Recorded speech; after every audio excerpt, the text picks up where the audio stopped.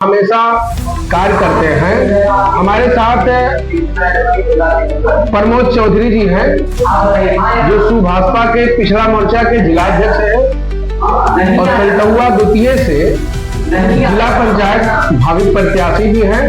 प्रत्याशी इसलिए कहा जा रहा है क्योंकि जनता सेवा के लिए चुनाव लड़ना भी जरूरी है, नेताओं का कहना है। तो इसलिए जो है आज हमारे साथ प्रमोद चौधरी जी जुड़े हैं और मैं उनसे जानूंगा कि कैसे जनसेवा आप कर रहे हैं और क्या क्या चीजें जनता में आप कहना चाहेंगे। नमस्कार। नमस्कार, आपका स्वागत है हमारे साथ जो है इस खास बातचीत में जो है। कैसे आप बताएं कि आप काफी सालों से आप जनसेवा कर रहे हैं और इतने समर्थन आपको मिलता है। आप हमेशा किसानों की आवाज उठाते हैं, बच्चों की आवाज उठाते हैं। आपने भी मैंने जल्दी देखा कि बच्चों के लिए आपने एक ये जारी कराया था, सभा कराया था कि उसके तहत आपने लोगों को जागरूक किया कि आप मेरा एक परीक्षा चालू होगा और उसके तहत अच्छा परिणाम आया। लोगों को आपने साइकिल वितरित किया, बच्चों का एक बड़ा उत्साहित आपने किया। तो कैसे सब संभव हो पाता आप बताएं। संभव मेन बात है, जनता जज मालिक है और जब आप समाज में अच्छा कार्य करेंगे तो धीरे धीरे समर्थन मिलता जाता है। बिना मनोबल गिराए हौसला बुलंद करके एक अच्छी दिशा में कार्य करने की जरूरत है। मुझे लगता है कि हर नौजवान को पहली बात सारे कार्य शिक्षा से ही होना है, क्योंकि बाबा साहब देश के इतना बड़ा संविधान शायद ना लिख पाते अगर उन्होंने पढ़े नहीं होते। देश से लेकर के विदेश तक तमाम डिग्रियां हासिल किए, तब जाकर के उन्होंने संविधान लिखा और संविधान में प्रत्येक वर्ष चाहे अम्बेडकर जयंती हो चाहे जो हो कार्यक्रम हो, उसमें तमाम गाजा बाजा माइक साइक सब लगाया जाता है, तमाम खर्चे किए जाते हैं।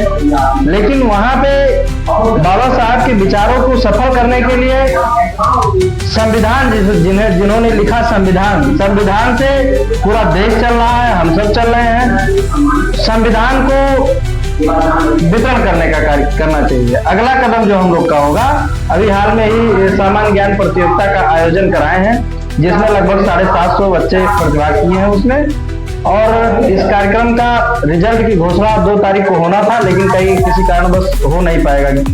आगे उसको 10-15 दिन और आगे बढ़ाया जाएगा। उसमें हमारा प्रयास रहेगा जहां तक हम लोगों की अर्थव्यवस्था टीम की सपोर्ट करेगी, क्योंकि हम लोगों के व्यवस्था में कोई ऐसा निधि नहीं है या कोई संवैधानिक पद पे नहीं है कि कोई हम गवर्नमेंट से या कहीं से अरेंज कर लेंगे। यही चीजें ही तो ही मेरा सवाल है। जैसे भी आप चुनाव भी लड़ने जा रहे हैं तो चुनाव भी आप लड़ने जा रहे हैं और आपका क्या मोटो रहेगा, जनता के को क्या प्रेजेंट करेंगे? क्योंकि भाई नेताओं का तो ये बोलबाला रहा है कि हम जनता के लिए आते हैं, कहते हैं हम आएंगे तो पानी की व्यवस्था करेंगे, सड़क बनवाएंगे, आपका घर बनवाएंगे, मतलब ये सब तो चलता रहा है। और जनता का तो आज भी आरोप लगते रहते हैं कि जनता जीतने के नेता जीतने के बाद नहीं आते। भाई इसके लिए आपका क्या संदेश रहेगा एक अच्छे नेताओं के लिए? मुझे सारे समर्थक भाइयों ने, अपने हित मित्रों ने कहा कि भाई चुनाव लड़ना जरूरी है। अगर जनसेवा किया जा रहा है तो अगर सरकार का कोई पद रहेगा तो और प्रभावशाली तरीके से कार्य को किया जाएगा। इस वजह से प्लानिंग बन गई। बाकी जनसेवा करने के लिए मुझे लगता है किसी पद की बहुत आवश्यकता नहीं है। कुछ जगहों पे है, कुछ जगहों पे नहीं। जैसे सड़क खराब है तो सड़क खराब हो तो उसके लिए तो ऑलरेडी अधिकारी डिप्यूट है, नहीं सुनना है तो उससे जनहित का कार्य 150-200 लोग जितने लोग उससे मैंने देखा है कि आपने कई अपने पैड पर भी लिखकर और कई सड़कें भी आप बनवा चुके हैं।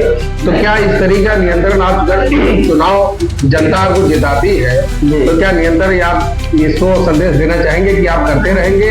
क्या आपका संदेश? चुनाव जनता जज मालिक है, जनता का आशीर्वाद मिल भी रहा।